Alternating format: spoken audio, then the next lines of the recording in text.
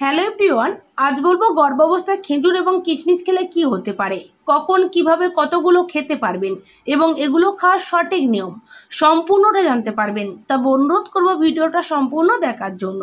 তো চলুন এবার জেনে নেওয়া যাক।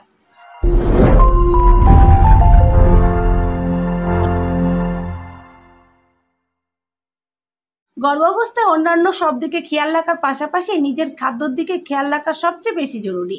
এই সময় স্বাস্থ্যকর এবং সুষম খাদ্য গ্রহণ করা প্রত্যেক গর্ভবতী নারীর জন্য বিশেষ প্রয়োজন। এই সময় তাদের খাদ্য তালিকায় দৈনিক খেজুর এবং কিশমিশ থাকাটা বাঞ্ছনীয়।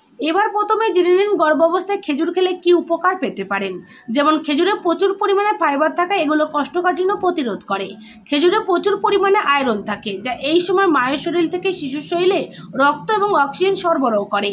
খেজুরের মধ্যে উপস্থিত পটাশিয়াম রক্তচাপ নিয়ন্ত্রণ করে এবং পেশি নিয়ন্ত্রণ বাড়ায়। গর্ভাবস্থায় উচ্চ রক্তচাপ হৃৎপিণ্ড এবং কিডনিতে খুব বেশি চাপের সৃষ্টি করে, যা হার্ট বা কিডনি রোগ এবং স্ট্রোকের ঝুঁকি বাড়িয়ে তোলে। উচ্চ রক্তচাপের ঝুঁকি থেকে বাঁচতে প্রতিদিন 4 থেকে 5টি খেজুর খেতে পারেন। এছাড়া খেজুর শিশুর দাঁত ও হাড়ের বিকাশের জন্য প্রয়োজনীয়। এগুলো প্রচুর পরিমাণে ভিটামিন এ সরবরাহ করে। এটি রোগ প্রতিরোধ ক্ষমতা এবং দৃষ্টি ও ব্রণের বৃদ্ধি ও বিকাশে সাহায্য করে।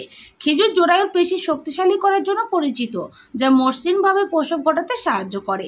এছাড়াও প্রসব পরবর্তীকালীন রক্তপাতের সম্ভাবনা হ্রাস করে। তাছাড়া গর্ভাবস্থায় খেজুর খেলে হাঁপানি ও ঘ্রাণ কাশি হওয়ার ঝুঁকি হ্রাস পায়। তাই সকল গর্ভবতী মায়েরা গর্ভকালীন সময় প্রতিদিন মিনিমাম 4 থেকে 5টি করে খেজুর খাওয়ার চেষ্টা করবেন।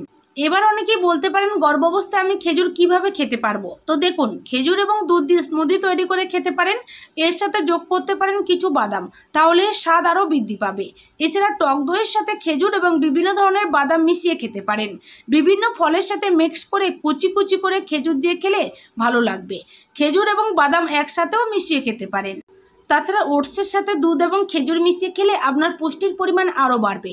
আর আপনি যদি মনে করেন এসবের সাথে খাবেন না, তাহলে শুধু খেজুর ধুয়েও খেতে পারেন। যে কোনো সময় কোনো প্রবলেম হবে না। এবার জানুন গর্ভাবস্থায় কিশমিশ খেলে কি হতে পারে। যেমন রক্ত উৎপাদন করে, দেহে শক্তি যোগায়, হাড় ও দাঁতের সুরক্ষা করে, কোলেস্টেরল কমায়, মস্তিষ্কের পুষ্টি যোগায়, কোষ্ঠকাঠিন্য দূর করে, অনিদ্রা দূর করে, ইনফেকশন থেকে রক্ষা পেতে সাহায্য করে, ভালো রাখে মুখের স্বাস্থ্য, দৃষ্টিশক্তি বৃদ্ধি করে এবং উচ্চ রক্তচাপ নিয়ন্ত্রণ করে।